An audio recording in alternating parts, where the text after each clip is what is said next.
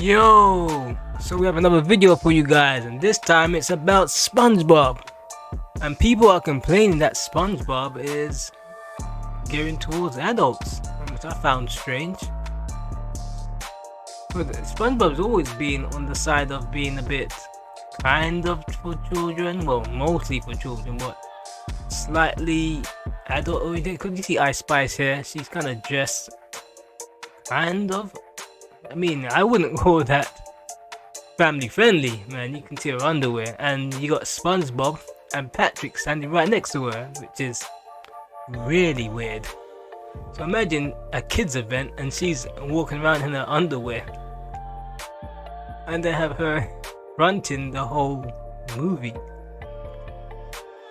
Like, come on, like, who thought of this? Who sat down there and thought, I know, we're gonna release a SpongeBob cartoon and we're gonna have Ice Spice do the soundtrack and we're gonna make her a character. Like, someone sat down and like, really?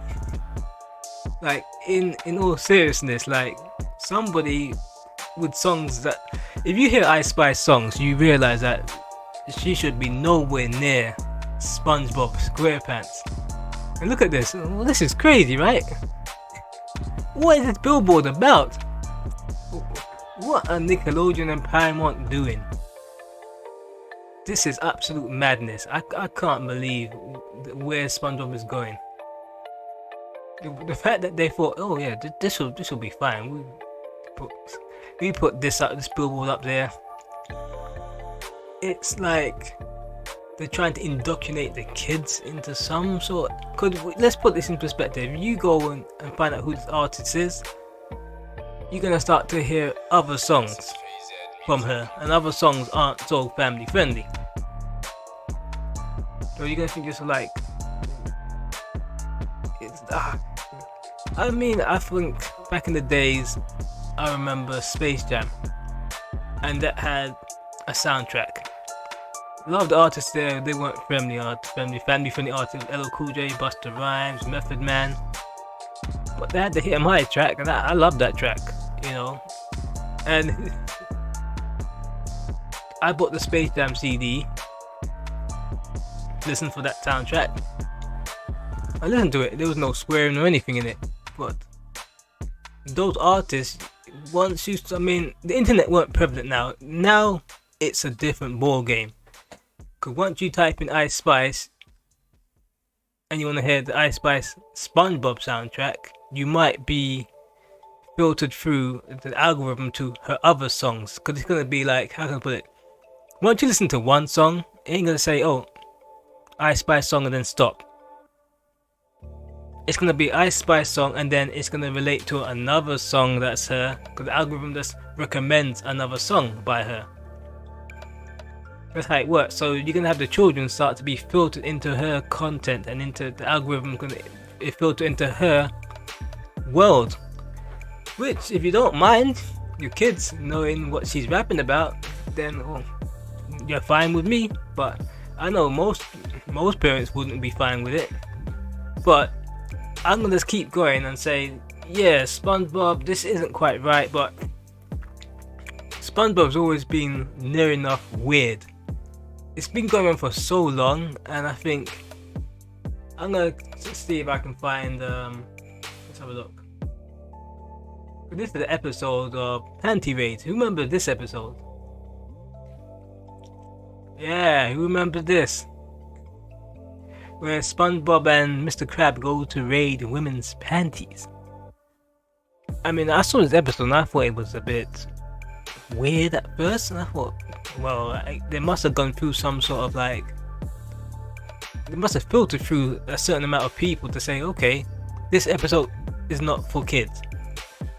Because there's like a board of people that you submit the episode of a cartoon to, and they'll okay it. In 1999, they okayed this episode where Mr. Krabs goes around raiding women's panties, and nobody thought anything of it. Ain't until now, where we live in this, I don't want to say apocalyptic world, but this overly analyzed world where people talk about everything, Because back then there was no Twitter, so you saw the episode and you thought this is odd, and that was it. You never heard anything. Let's see, there's no YouTube? No, so people weren't making videos saying, "Oh, this is inappropriate." YouTube came out 2005, so there wasn't really much for people to complain about. Even if they did want to complain, it would fall on deaf ears. But now, this episode's been taken out of rotation because of the bus running.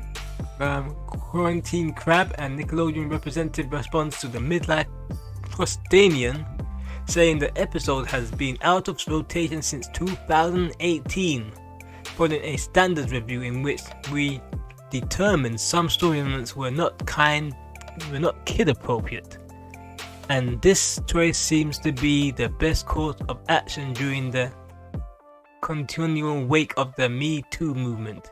There's been a steady wave of society re-evaluations, revamping and pushing for accountability, though a show like SpongeBob has never actually harmed anyone.